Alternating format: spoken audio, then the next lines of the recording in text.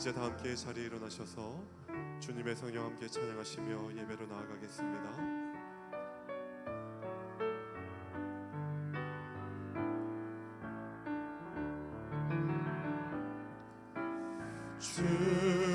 주님의 성령 지금 이곳에 임하소서.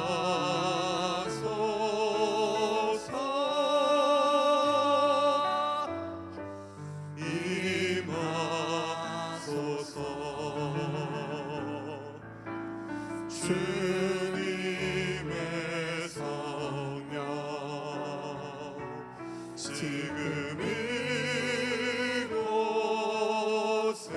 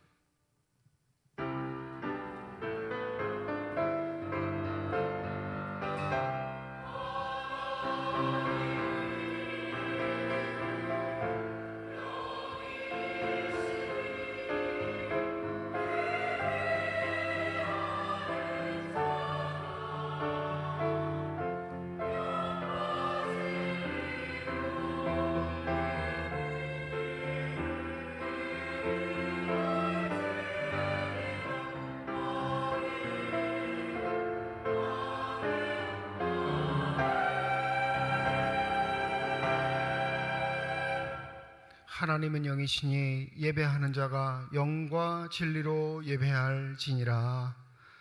하나님의 부르심을 받들어 이 자리에 나와 예배드리는 주의 백성들의 예배를 기뻐받아 주시옵소서.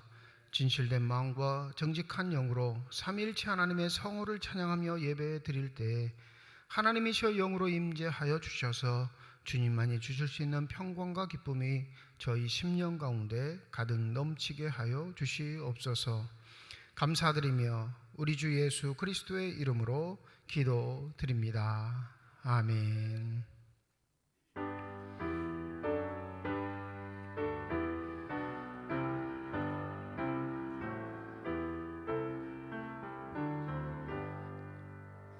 다 찬양하여라 전능왕 창조의 주께 내 혼아 주 찬양 평강과 구원의 주님 성도들아 주 앞에 이제 나와 즐겁게 찬양하여라.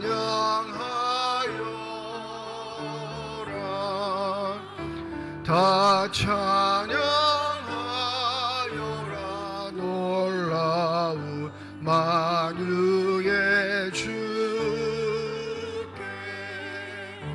포근한 날개를 늘 품어주시는 주님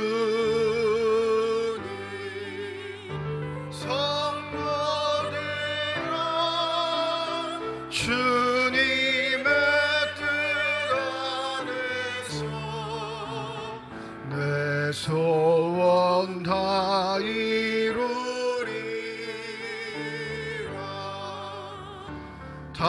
찬양하여라 온 몸과 마음을 바쳐 이 세상 만물이 주 앞에 다 나와 찬양 성도들아 기쁘게 소리 높여 영원히 찬양하여라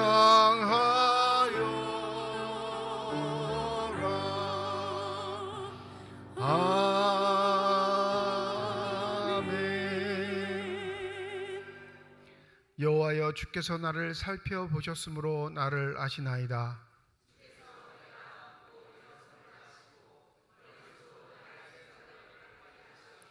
나의 모든 길과 내가 눕는 것을 살펴보셨으므로 나의 모든 행위를 익히 아시오니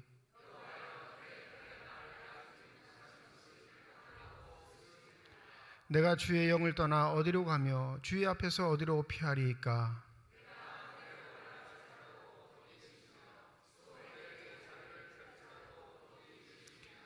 내가 새벽 날개를 치며 바다 끝에 가서 거주할지라도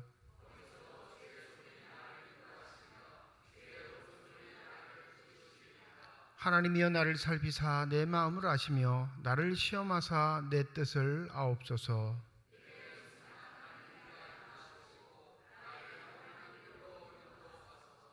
아멘. 지난 한 주간 동안의 삶을 되돌아보며 주님 앞에 참회의 기도를 드립니다.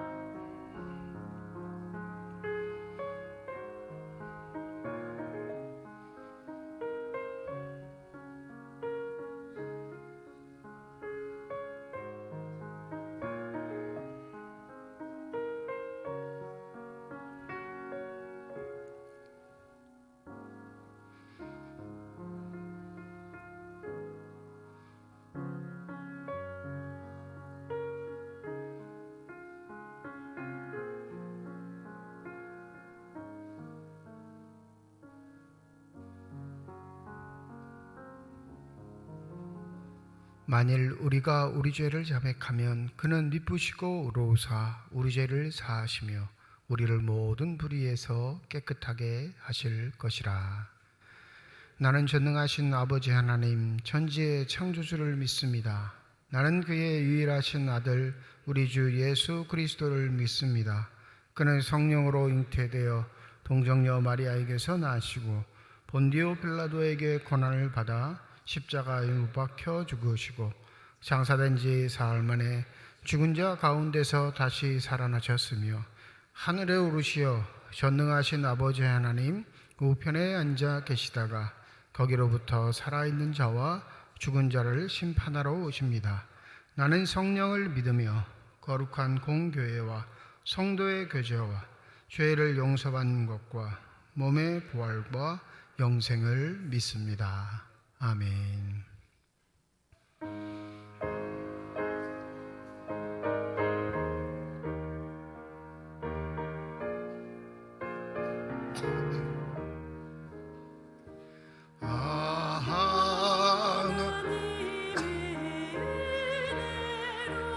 있을 데 없는 자 왜 구속하여 주는지 난 알 수 없도다.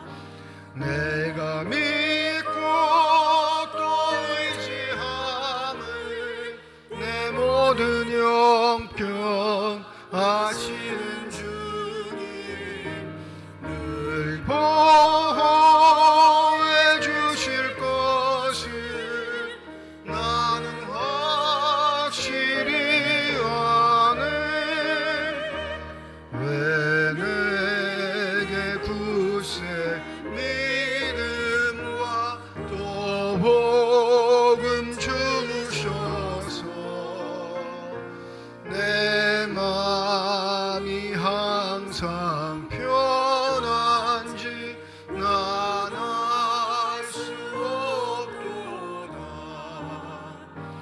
내가 믿고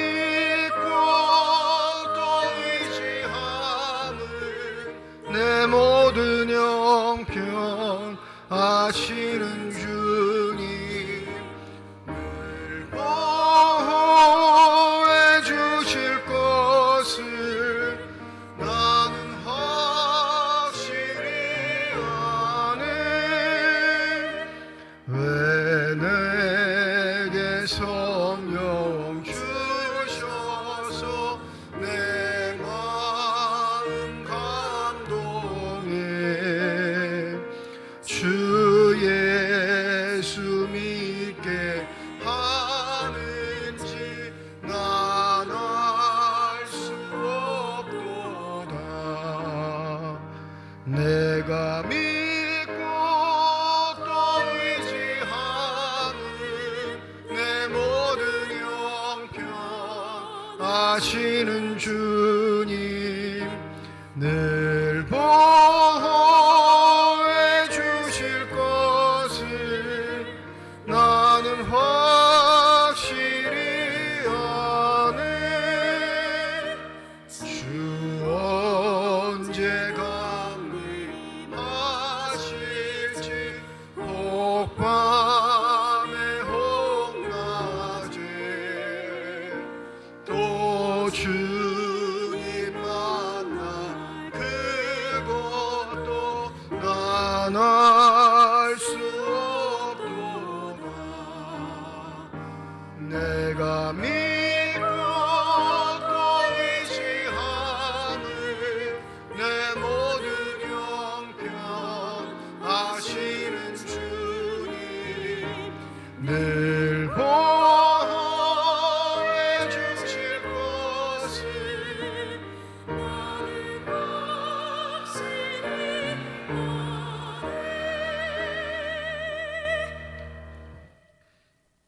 기도드리겠습니다.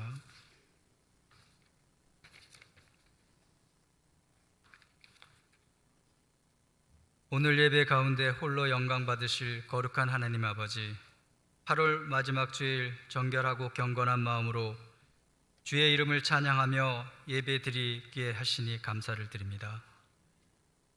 한여름 무더위와 장마 중에도 교회와 가정을 지켜주시고 우리의 삶을 주 안에서 형통하게 하시니 감사를 드립니다. 거룩하시고 자비로우신 하나님 아버지, 죄와 허물로 인해 죽을 수밖에 없는 저희를 구원하시고 독생자 예수님을 이 땅에 보내주셨음을 감사드립니다. 그 사랑에 감사와 찬송과 영광을 올려드리며 저희의 교만하고 완악하고 모든 악한 죄를 용서하여 주시옵소서. 지난 한 주 동안에도 그 사랑과 은혜를 잊지 않은 채 감사와 순종의 삶을 살지 못하고 저희 욕심과 의지대로 살려고 했음을 고백하고 회개합니다. 죄로 더러워진 상한 심령을 가지고 아버지 앞에 나왔사오니 저희 죄를 용서하시고 십자가 보혈로 깨끗하게 하여 주시옵소서. 다른 어느 해보다도 덥고 길었던 무더위와 엄청난 장마 속에서도 저희를 지켜 보호하시고 또 지켜주신 하나님 아버지, 하나님께서 지으신 자연의 섭리에 따라 이제 무더위의 기세도 한풀 꺾이고 신선한 바람이 불기 시작한 8월의 마지막 주를 맞게 하시니 감사드립니다. 오곡백과가 익어가며 풍성한 수확을 준비하는 계절로 들어서는 이때에 저희 모두가 주님의 백성답게 각자의 삶 속에서 풍성한 열매를 맺어가도록 도와주시옵소서. 가정마다 물질의 필요가 부족함이 없게 하시고 육신의 건강함을 주셔서 복된 인생이 될 수 있도록 축복하여 주시옵소서. 삶의 주관자이신 하나님 아버지, 이 나라를 위해서 기도드리오니 어려워진 경제와 기후변화, 전 세계에 불어닥친 경제 위기 상황에서도 정부와 국민이 잘 대처하게 하시어 무난히 극복하도록 도와주시옵소서. 나라의 지도자들이 먼저 만유의 근원이요 주관자이신 하나님을 경외하는 마음을 갖게 하시고 하나님의 섭리와 권능으로 감동케 하시고 그로 인해서 모든 정치를 잘 이끌어갈 수 있도록 도와주시옵소서. 우리 교회를 위해 기도합니다. 역동적으로 살아 움직이는 생명력 있는 교회, 하나님 앞에 더욱 크게 쓰임을 받는 교회가 되도록 인도하여 주시옵소서. 담임 목사님과 모든 교역자, 당회원, 그리고 교회의 여러 분야에 수고하며 애쓰시는 모든 재직자들에게 영육 간에 피곤치 않도록 강건함을 더해 주시옵소서. 또한 해외 선교사님들을 위해서 기도하게 하시어 그의 가족을 영육 간에 보호하시고 풍성한 선교의 열매로 하나님께 영광 돌리도록 도와주시옵소서. 귀하게 쓰시는 담임 목사님을 통해 말씀을 주실 때 그 말씀이 저희의 심령을 깨우는 능력의 말씀, 생명의 말씀이 되게 하여 주옵소서. 또한 늘 도우시기에 힘쓰시는 사모님과 자녀들에게 건강과 모든 일에 함께 하셔서 항상 칭찬받게 하여 주시옵소서.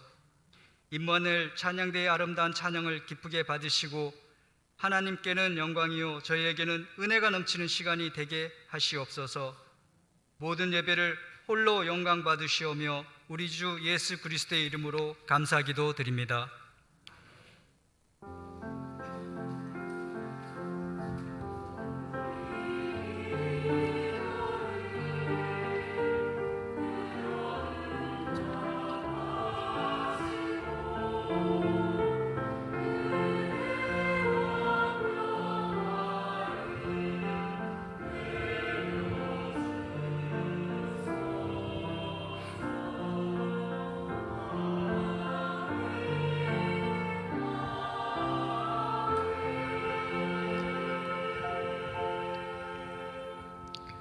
성령 강림부 13번째 주일 우리에게 주신 하나님의 말씀입니다. 구약성경 이사야 51장 1절에서 6절까지의 말씀, 신약성경 마태복음 16장 13절에서 20절 말씀입니다. 다 함께 자리에 일어나 하나님의 말씀을 받겠습니다.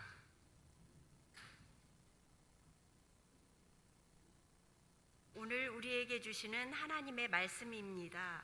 의를 따르며 여호와를 찾아 구하는 너희는 내게 들을지어다.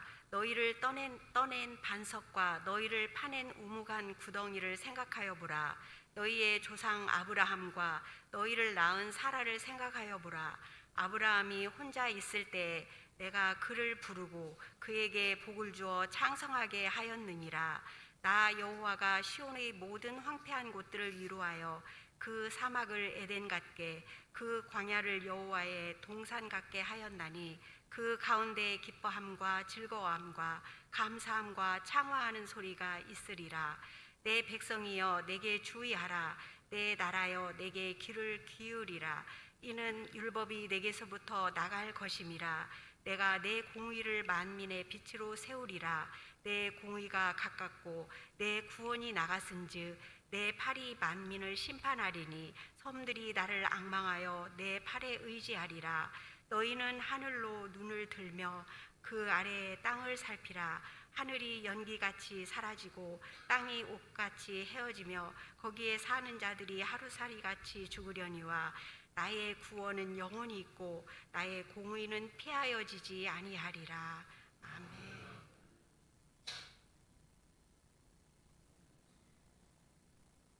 예수께서 빌립보 가이사랴 지방에 이르러 제자들에게 물어 이르시되 사람들이 인자를 누구라 하느냐. 이르되 더러는 세례 요한, 더러는 엘리야, 어떤 이는 예레미야나 선지자 중에 하나라 하나이다. 이르시되 너희는 나를 누구라 하느냐. 시몬 베드로가 대답하여 이르되 주는 그리스도시요 살아계신 하나님의 아들이시니이다. 예수께서 대답하여 이르시되 바요나 시몬아 내가 복이 있도다. 이를 내게 알게 한 이는 혈육이 아니요 하늘에 계신 내 아버지시니라. 또 내가 내게 이르노니 너는 베드로라. 내가 이 반석 위에 내 교회를 세우리니 음부의 권세가 이기지 못하리라. 내가 천국 열쇠를 내게 주리니 내가 땅에서 무엇이든지 매면 하늘에서도 매일 것이요 내가 땅에서 무엇이든지 풀면 하늘에서도 풀리리라 하시고 이에 제자들에게 경고하사 자기가 그리스도인 것을 아무에게도 이르지 말라 하시니라. 하나님께서 이 말씀을 통하여 우리에게 은혜 주시기를 원합니다.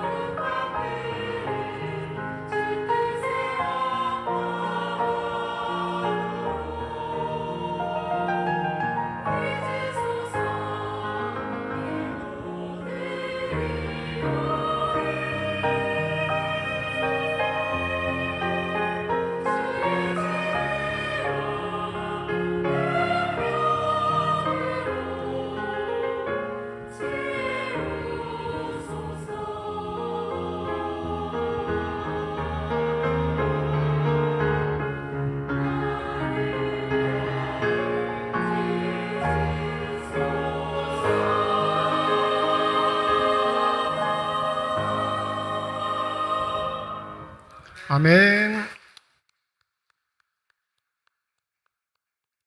기도하겠습니다.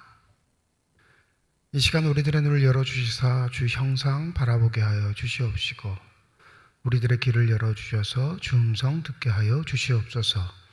닫혀진 우리의 심령의 문이 성령의 은혜 가운데 활짝 열려지게 하여 주셔서 하나님 아버지 마음속에 품고 계시는 기쁨과 평안과 만족이 넘치는 복된 시간이 되게 하여 주시옵소서.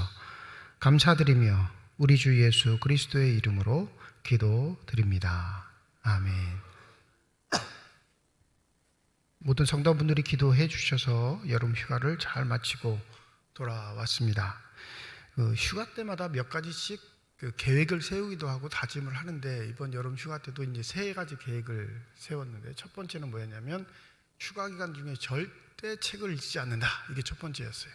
단 한 자도 읽지 않겠다 했는데 성공했습니다. 최초예요.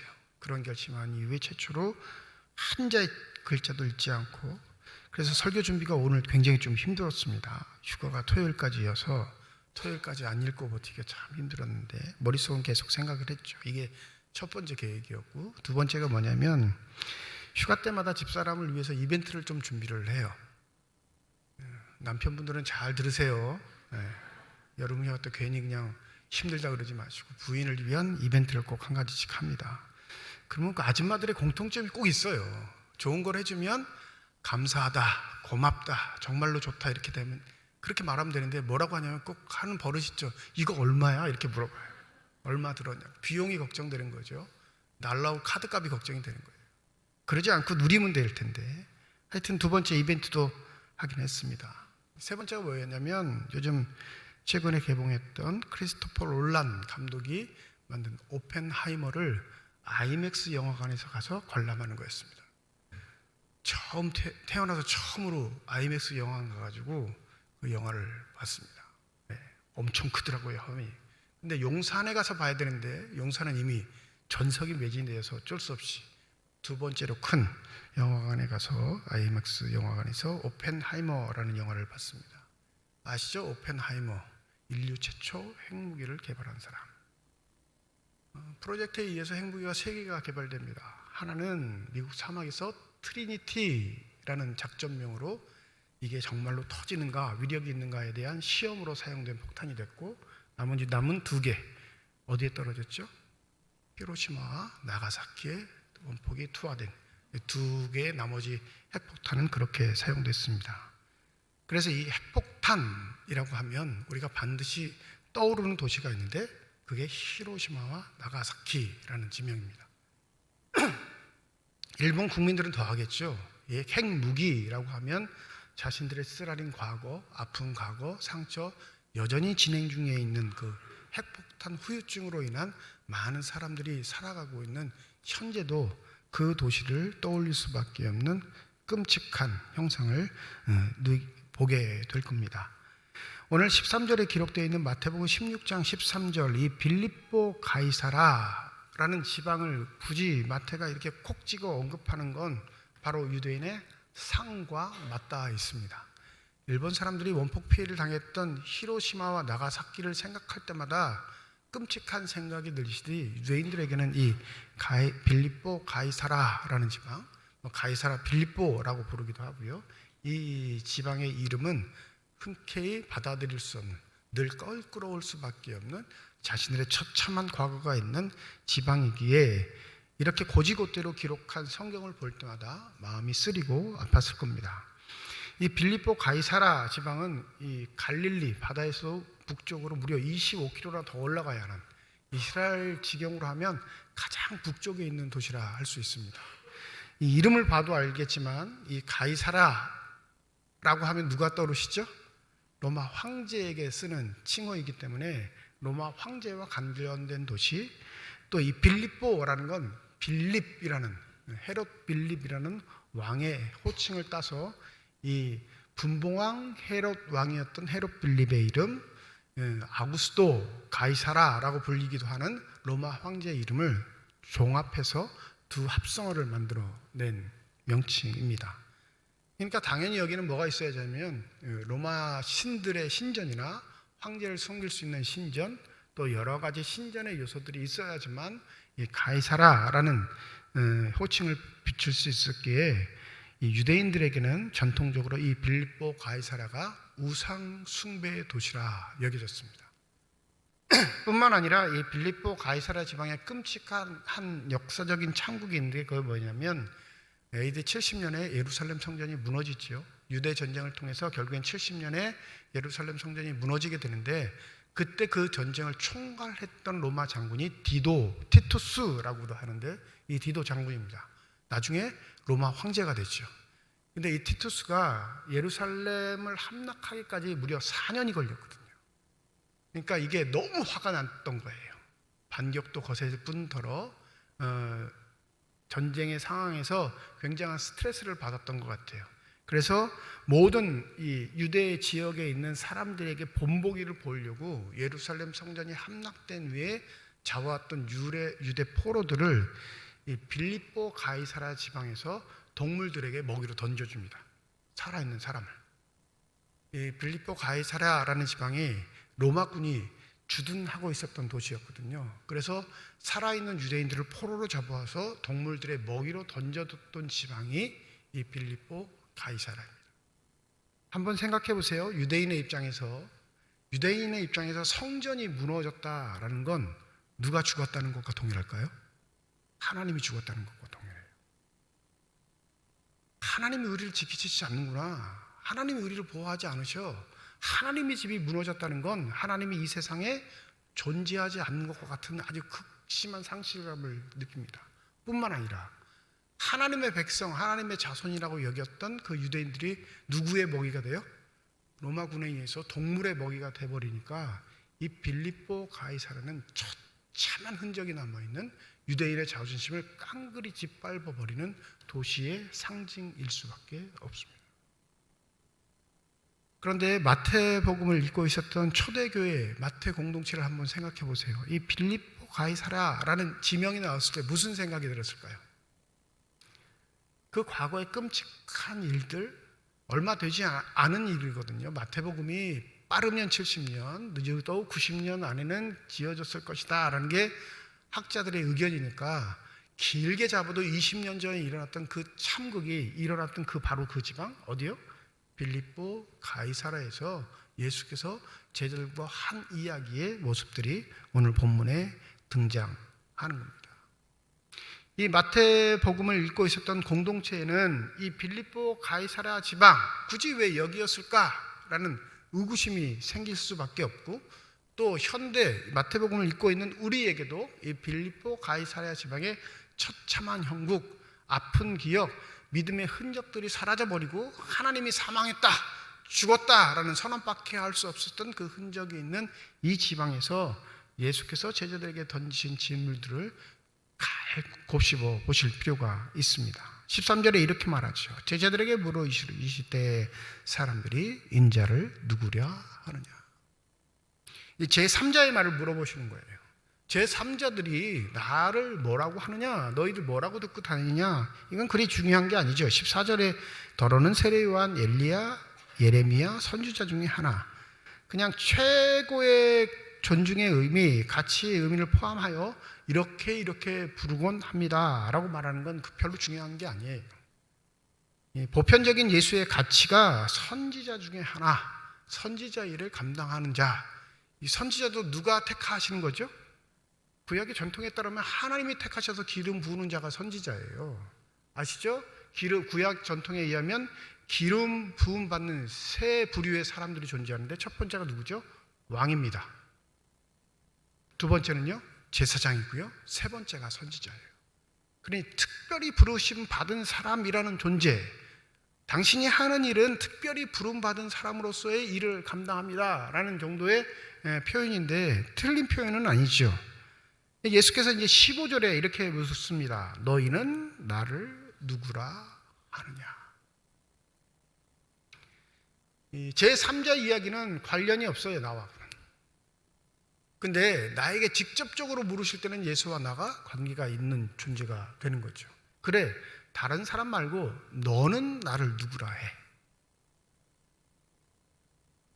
이 빌립보 가이사랴 지방에서 내 교회를 세우겠다라고 명명하신 이유, 이렇게 발언하신 이유는 너희들이 하나님이 죽였다 여기는 상징적인 도시, 처참하게 실패하고 망한 이 도시에 하나님 아버지가 새로 세우실 공동체가 있는데 그건 뭐라고요? 교회라 말씀하시는 거예요. 이 지방을 따질 때 이 지방의 도시의 이름을 들을 때마다 참혹한 결과들로의 몸서리치지 말고 하나님이 계획하신 일이 이 도시에서부터 시작됨을 기억하여 너희들의 심령이 새롭게 되는 하나님의 은혜를 누리라 말씀하시기 위해 그 전제가 뭐였어요? 너는 나를 누구라 하느냐라는 질문이었다는 사실을 잊지 마시기 바랍니다. 16절 우리 다 함께 읽어보시죠. 16절입니다. 시작.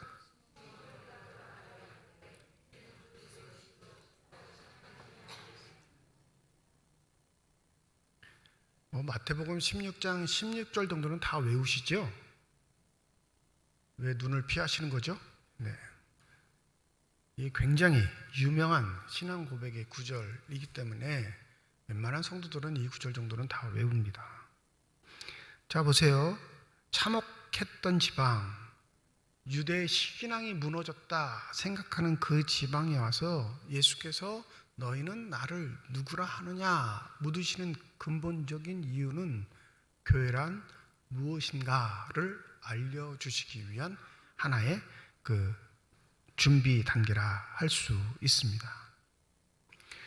베드로의 신앙 고백은 가장 모범적이고 표면적인 우리가 알고 있는 가장 올바른 정직한 신앙 고백이라 하겠습니다.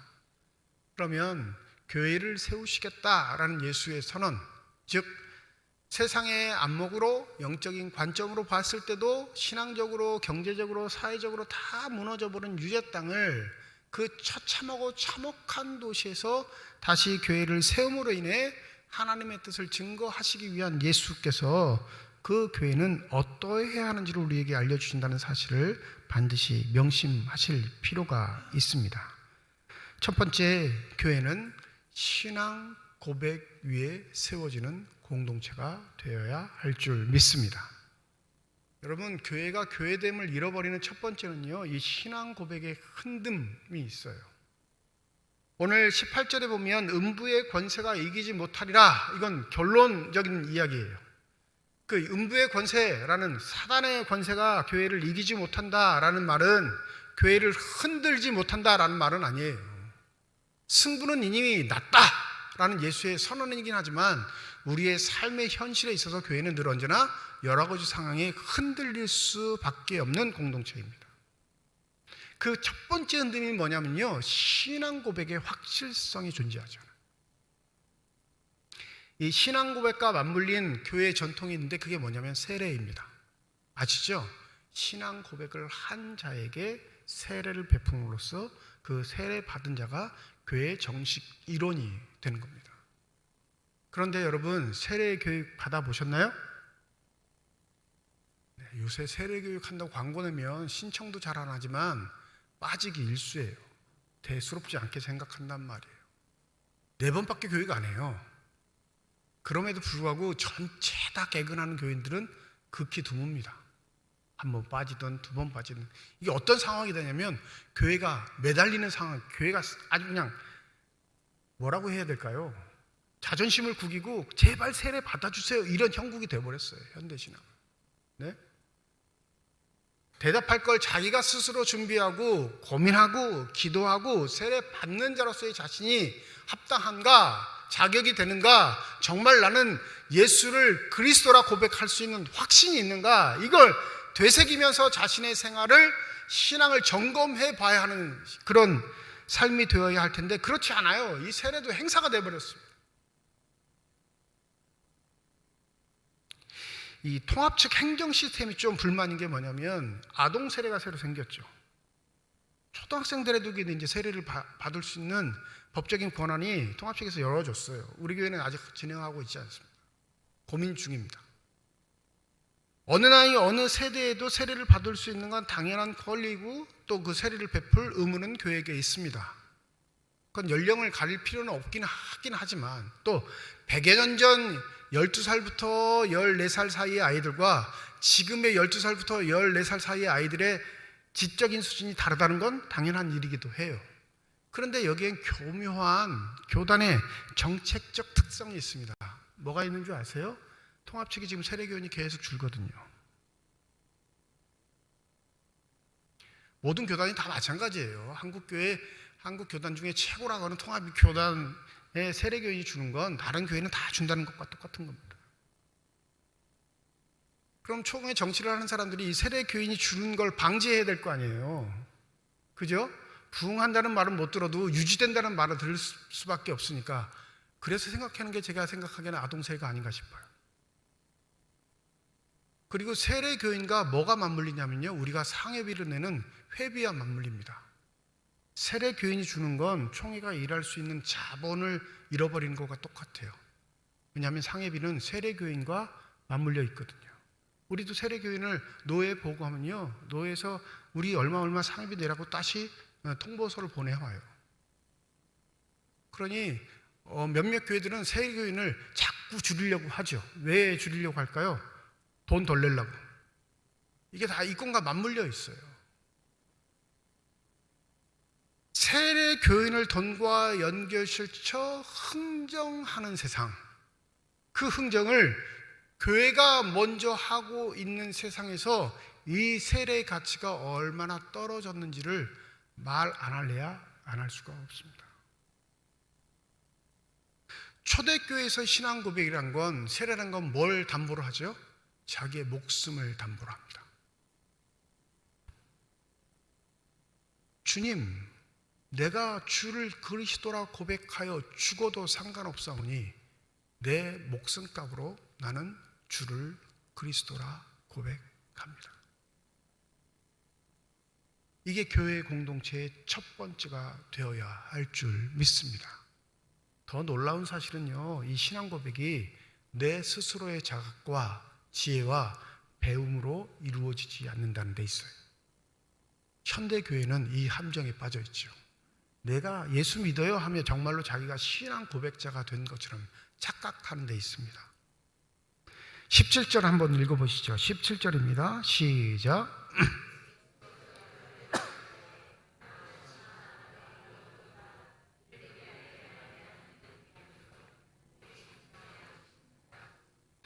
제도 안에 있는 세례를 통해 내가 신앙 고백을 한 교인이 되었다라고 자부심을 갖기 이전에 그 신앙 고백의 근거가 나로 말미암았는가, 하늘로부터 오신 하나님의 계시로 말미암았는가를 분간할 줄 아는 지혜로운 사람들이 되시기를 소원합니다.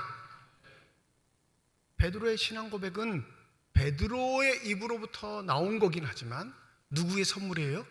하나님의 선물이라 예수께서 알려주신 겁니다. 그러니 여러분, 교회 공동체, 신앙 고백 공동체의 일원이 됐다는 건 내가 하나님의 은혜를, 하나님의 선물을 받은 자입니다 라는 간증이라는 사실을 잊지 마시기 바랍니다. 그래야 교회는 교회됨의 첫 발자국을 뗄 수 있는 겁니다. 그 고백이 없으면요, 여러분 아직은 교인이 아닌 거예요. 교회를 나오고 있어도 나는 아직 구경꾼일 뿐인 거예요. 교회의 다른 요소 때문에 내가 교회를 나오는 것과 똑같아요. 어렸을 때 교회를 다니는 건 신앙 고백 때문에 다닌 것 같지는 않아요. 제 개인적인 경험, 이게 주관적인 거니까 절대적이라 할 수 없습니다. 어릴 때는 누구 보고 교회 다녔을까요? 친구들 보고 다니는 거예요. 재밌으니까. 그 여러 과정을 통해 어느 정점에 하나님께서 은혜를 베푸셔서 내가 신앙 고백자가 되었음을 깨닫게 해주시고 그 하나님의 은혜를 누리는 자로 살아가게 하십니다. 그때서야 비로소 정식 교인이 되는 거고요, 교회 공동체로서 내 할 일을 찾는 그런 사람이 되는 줄 믿습니다. 그러니 여러분 현혹되지 마세요. 삼척중앙교회가 수백 명이 모이고 나중에 수천 명이 모일지라도 그 인원에 현혹되는 사람들은 어리석은 사람들이에요. 정말로 하나님께서 교회를 세우실 때는 하나님의 은혜로 말미암아 신앙 고백을 한 자들, 진실로 그 어떠한 것에도 배반하지 않고 하나님을 살아계신 하나님으로 인정하고 주 예수 그리스도를 구원자로 삼으며 나의 구원을 성령께서 반드시 아름답게 이루어 주실 거라는 삼일체 하나님에 대한 신앙 고백이 확실한 자들이 교회를 세우는 초석이 된다는 사실을 잊지 마시기 바랍니다. 그러니까 남 뭐 하는지 살펴볼 필요 없어요. 나 먼저 살펴봐야 돼요. 하나님의 은혜로 내가 교회 공동체의 일원이 되었는가? 그렇지 않으면 여러분 열심히 나는 교회에 나온다고 생각하지만 삼일체 하나님과 상관없는 그냥 취미 모임만도 못한 교회 생활이 될 뿐입니다. 더불어 더 중요한 건 18절에 있죠. 우리 18절 한번 읽겠습니다. 시작. 또 내가 내게 이르노니 너는 베드로라.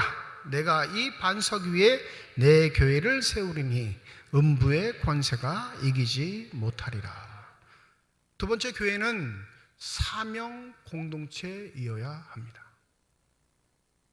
이 18절이 교계에서는 굉장히 핫 이슈가 될 수밖에 없는 구절인 건 이 반석, 너는 베드로라. 베드로가 반석이라는 뜻이죠. 이 반석 위에 내 교회를 세우시겠다 주님이 말씀하셨으니까 그러면 이 반석의 의미는 무엇인가가 핫 이슈예요. 이 카톨릭과 개신교의 해석이 다를 수밖에 없죠. 카톨릭은 베드로가 유일하게 하나님의 권위를 받은 천국 열쇠를 진 수장이라고 하니까 교황이 여전히 그 베드로의 권위를 이어받은 존재일 수밖에 없다 이렇게 주장하죠. 개신교에서는 보통 이 반석을 뭐라고 하냐면 신앙 고백 위에 세워진 교회라 이렇게 통칭합니다. 그 개혁주의의 모범적인 신앙 성경 해석 방법인데 여러분 한 가지 좀 더 생각해 볼게 문맥상 보면 이 반석은 누구를 지칭하고 있는 거죠? 베드로입니다. 문맥상 보면 정확하게 베드로예요. 이 시몬 게바라는 이름을 갖고 있는 이 베드로는 너는 베드로라. 이 17절에도 그렇죠. 바요나 시몬아 내가 복이 있도다. 요나의 아들 시몬아 이렇게 부르시면서 18절에는 베드로라 명하시면서 그 반석 위에 베드로의 이름의 뜻이 반석이니까 내 위에 내가 교회를 세우겠다라는 의미로 해석할 여지가 충분히 있어요. 카톨릭의 해석은 19절에 초점이 있는 거예요. 천국은 열쇠를 가진 자는 누구라는 거예요? 베드로다 이걸 강조하고 있는 거고 개혁주의의 해석의 초점은 18절에 있습니다. 하나님의 교회, 주님의 교회를 세우실 때 이 반석 위에 세웠다라는 거에 초점이 있는데 이 반석을 신앙고백이라 번역하는 해석하는 주류가 있는데 베드로라 해석한다면 어떻게 될까? 오늘 본문을 한번 그렇게 살펴보았으면 좋겠습니다. 베드로에게 뭘 주신 건가요? 그러면 우리가 흔한 말로 하는 사명을 주신 거예요. 반석이란 기초가 되죠. 교회의 기초. 오늘 구약성경으로 읽었던 이사야 51장 1절 말씀에 보면 새 번역은 이렇게 번역을 합니다. 구원을 받고자 하는 사람들아 내가 하는 말에 귀를 기울여라. 도움을 받으려고 나 주를 찾는 사람들아 내가 하는 말을 들어라. 저 바위를 보아라. 너희가 거기에서 떨어져 나왔다. 이 구약 전통 가운데 공동체의 기반, 기초를 뭐라고 하냐면 바위라는 용어를 써요. 오늘 본문에 있는 베드로 반석이라는 거죠. 이건 예수께서 하신 말씀이긴 하지만 철저하게 구약의 전통에 있는 거예요. 그러면 이 반석이라는 의미는 뭘까? 에베소서 2장 20절에 보면 바울이 이런 말을 합니다. 너희는 사도들과 선지자들의 터 위에 세우심을 입은 자라. 이 터가 뭘 말할까요? 반석을 말해요. 에베소 교인들에게 너희들의 신앙은 거저된 것이 아니라 하나님의 은혜로부터 비롯된 거지만 교회가 세워짐에 있어 반석의 역할을 감당한 사람들인데 그걸 누구라고 말해요? 사도들과 선지자들이라고 말합니다.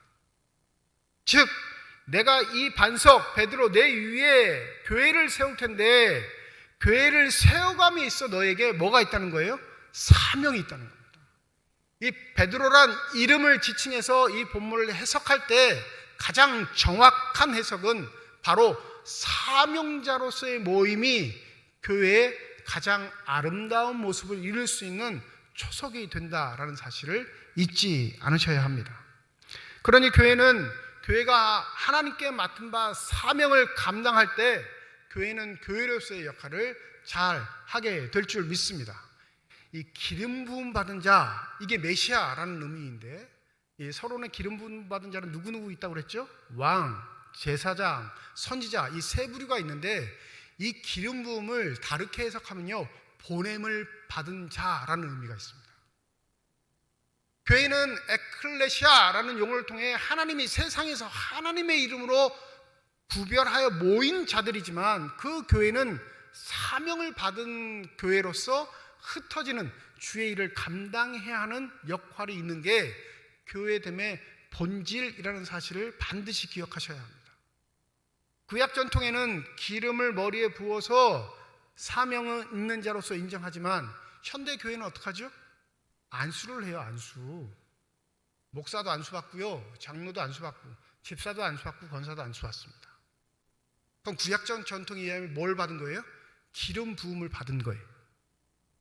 항존직이라는 뜻이 뭔지 아세요? 제가 항존직 세울 때마다 이 교육을 하는데 다 뭐라고 하냐면 종신직이래요.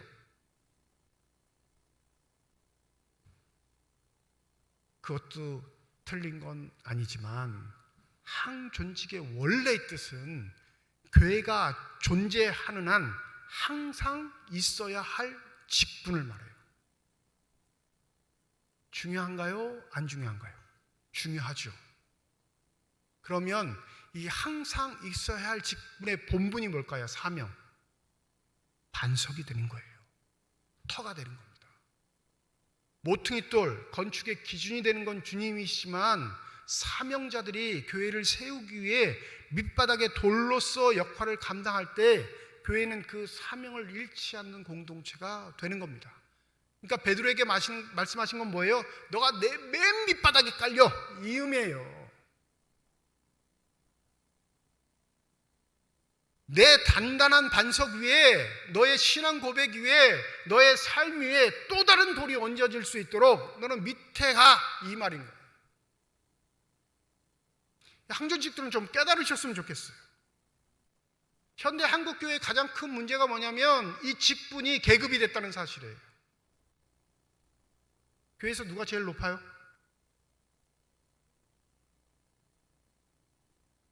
하나님이 제일 높죠? 실제는 그렇게 생각 안 하시잖아요. 목사님이 높은 것 같기도 하고, 장로님이 높은 것 같기도 하고. 우리가 가지고 있는 직분이, 내가 인정받은 직분이 내 계급이 되어버렸어요. 사회에서는 무시당하고 멸시당해도 교회만 오면 기피는 건 내가 가진 직분 때문일 때가 많습니다. 여러분, 기름 부어 세웠다라는 것, 안수하여 세웠다라는 건 다른 말로 교회의 직분자로 세움 받은 건데, 그는 사명 받은 자로서 교회의 기반을 닦는 터가 되어야 하는 사명이 있음을 잊지 마시기 바랍니다. 이런 말 다 했죠. 이런 말 다 했어요. 참, 내가 권사 안 되길 잘했네. 저거 누구 권사가 들어야 할 소린데. 이러면 신앙생활 잘못하고 있는 거예요. 여러분, 기독교가 들어가 있는 어느 국가든지 단 한 국가도 제외하지 않고 초대교회는 많은 신앙의 선조들의 뭘로 세워졌어요? 순교의 피로 세워졌습니다. 그게 교회의 역사예요. 그러면 지금 황존직 직분자는 내가 그 순교의 피의 역할을 감당할 자가 되겠습니다 라는 결단이 있을 때 그 반석 위에 하나님의 교회는 아름답게 세워질 줄 믿습니다. 근데 요새 교회 생활을 보면 자기 시간 먼저 챙겨요. 항존직 분자. 자기 일 위주예요. 자기 시간 계획 위주야. 봉사는 둘째 치고요. 선거할 때만 좀 이렇게 어떻게 당선되는지 난 솔직히 잘 모르겠어. 왜 저렇게 당선이 되는지 잘 모르겠어. 항존직 선거는 인기 투표가 아니에요. 기름 부음 받아 세운 자는 내가 이 교회의 가장 기초석 밑돌이 되겠습니다. 내가 죽어 이 위에 누군가 세워져 하나님의 교회가 될 수 있다면 나는 그것으로 충분합니다 라는 고백이 있을 때 교회는 교회다움을 잃지 않게 될 줄 믿습니다. 여러분, 12사도 중에 순교하지 않은 사람 있나요? 초대 교우들 중에 순교하지 않은 사람들 있어요? 예수는 그 의미를 되새기게 하셨던 거예요. 너희들이 진정 하나님의 교회, 주님의 교회가 될 자격이 있다 생각하느냐? 그러면 신앙 고백 전통 위에 너희들의 교회를 세워다가 그 신앙 고백 위에 세워진 교회는 반드시 기름 부은 자들이 그 교회의 밑바닥 기초석이 되어서 그 위에 든든히 아름답게 세워가는 믿음의 전통이 있을 때 그 교회를 내 교회라 한다 하시는 말씀을 잊지 않으시길 바랍니다. 나에게 주신 사명이 무겁습니다. 당연하죠. 누가 주셨는데? 하나님이 주신 건데. 그 사명을 업신여기고 하나님께 죄 짓는 것보다 이 사명이 무겁기에 내가 간절히 하나님 앞에 이 사명을 감당하고자 한다면 당연히 뭘 해야 할까요? 기도가 안 할래야 안 할 수 없는 삶이 되는 거예요. 이게 이루어지지 않으면서도 내 신앙에 문제 없다. 그건 그 교회가 주님의 교회가 아니라 사람의 교회이기 때문에 그렇습니다. 여러분, 주님의 교회만이 음부의 권세가 이기지 못합니다. 사람의 교회는 반드시 음부의 권세 앞에 무너질 수밖에 없는 게 하나님의 원칙이에요. 부디 우리 삼척중앙교회가 주님의 교회로 인정받기 위해서 내가 해야 할 목과 도리가 무엇인지 다시금 깨달으시고 주님의 부르심 앞에 아름답게 순종하실 수 있는 저와 여러분이 되시기를 주님의 이름으로 축원드립니다. 기도하겠습니다.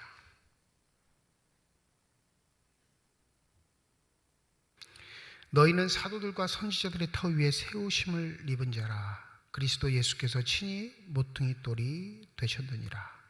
너희도 성령 안에서 하나님의 거하실 초소가 되기 위하여 그리스도 예수 안에서 함께 지어져 가느니라. 나는 이 보이지 않는 무형의 교회에 어느 자리에 위치하고 있을까요? 그 보이지 않는 교회의 사명을 인식하기 위해 보이는 교회 삼척중앙교회를 보내신 줄 믿습니다. 주님, 내 욕심, 내 만족, 내 기쁨을 통한 교회 생활이 아닌 주님의 교회, 사명을 위한 교회에 보내심을 받은 사명자로서 내 자리를 다시 한번 찾고 그 자리에서 해야 할 일들을 되새길 수 있는 성실한 주님의 자녀들이 되게 하여 주시옵소서. 감사드리며 우리 주 예수 그리스도의 이름으로 기도드립니다. 아멘.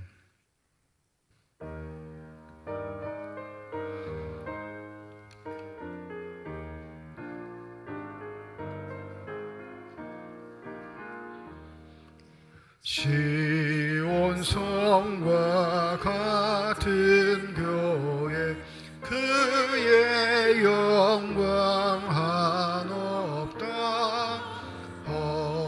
허락하신 말씀대로 주가 친히 세워 반석 위에 세운 교회 흔들 자가 누구랴.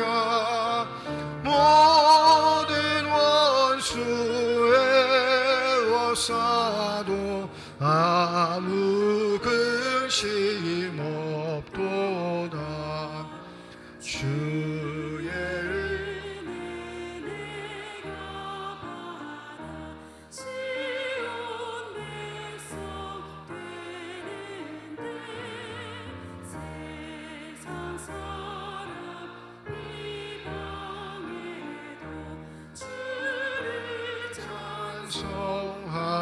찬송하리라.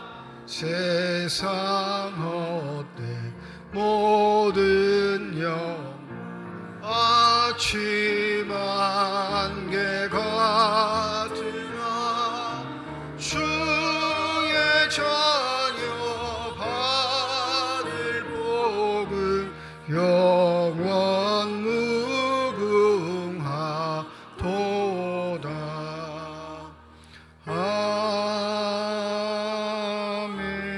아멘.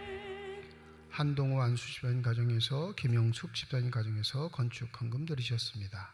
하나님 아버지 은혜와 사랑을 진심으로 감사드립니다. 거룩한 주일 주회전에 나올 수 있는 여건과 형편 허락하여 주시고 나올 때 빈손으로 나오지 아니하고 주 앞에 드릴 수 있는 예물 있게 하심을 감사드립니다.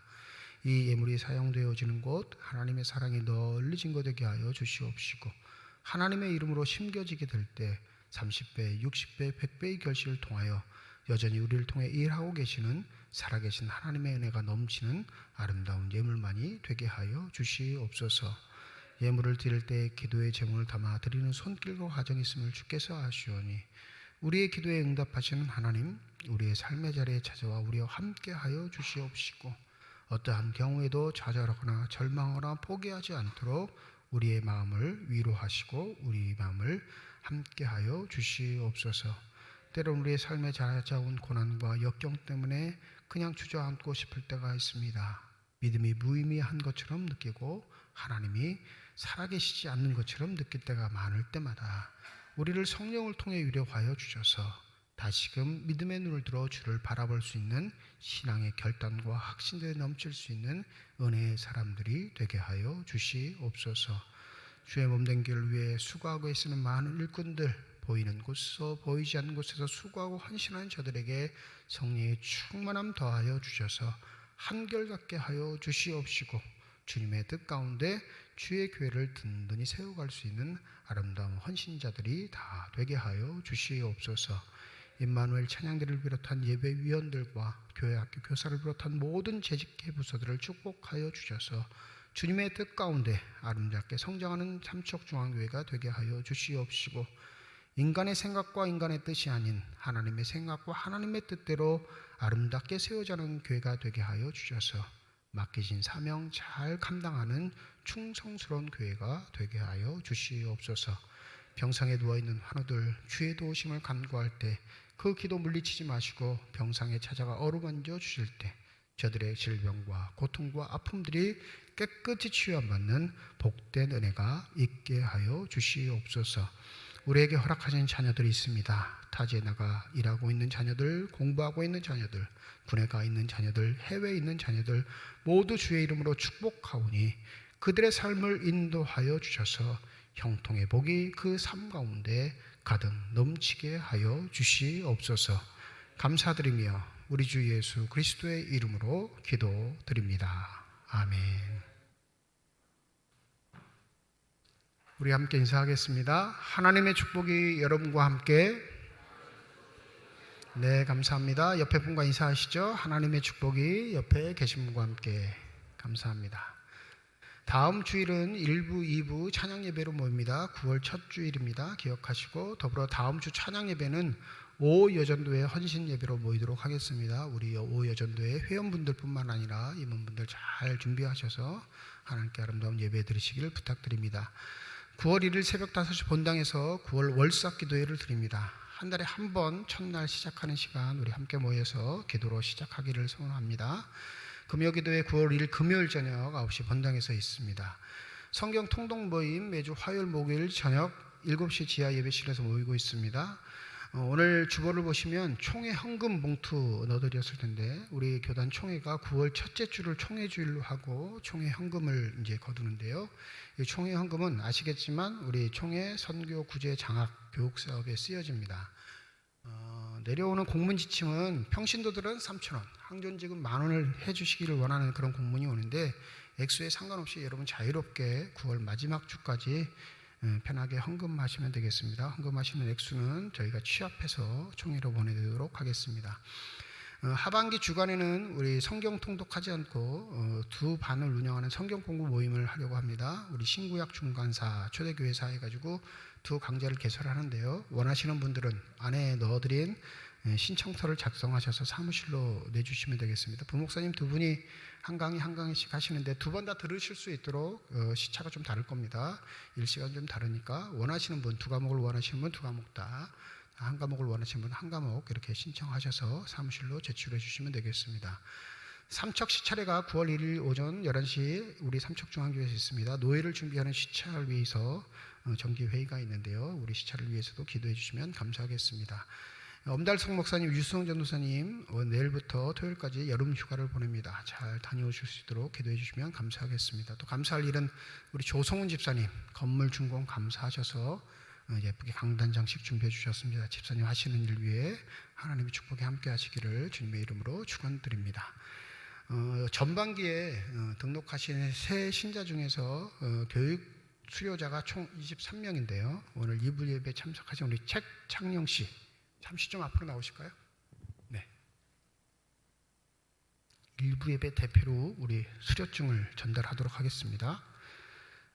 수료증 제2023-15 이름 최창영, 위의 사람은 본교회 새신자 교육의 모든 과정을 다 마쳤으므로 이 증서를 수여합니다. 주 2023년 8월 27일 삼척중앙교회 담임목사 양한모. 우리 전달할 때 큰 박수로 격려하겠습니다.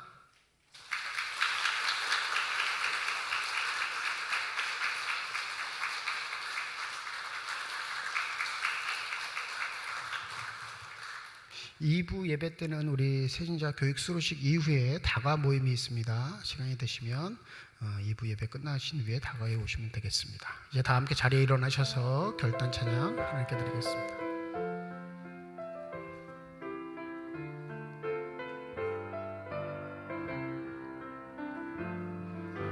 주님 다시 오실 때까지 나는 이 길을 가리라.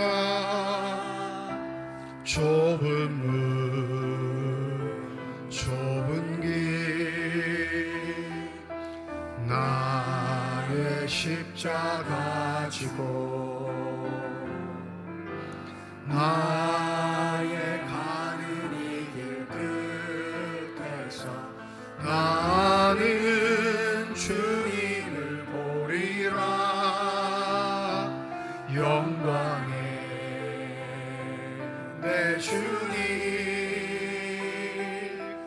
나를 맞아주시니 주님 다시 오실 때까지 나는 일어나 달려가리라. 주의 영광 온 땅 덮을 때 나는 일어나 노래하리. 내 사모하는 주님 온 세상 구주시라. 내 사모하는 주님 영광의 왕이시라. 내 사모하는 주님 온 세상 구주시라. 내 사모하는 주님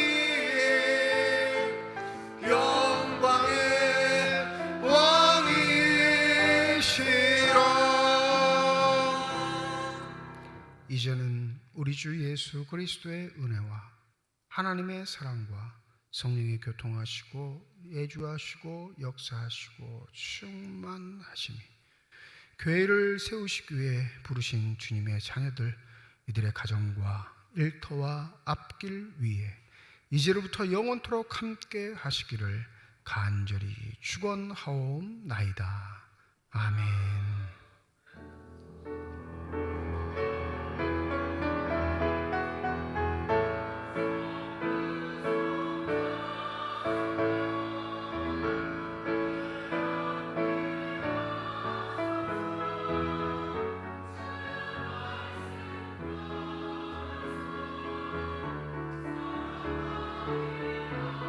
주옵소서.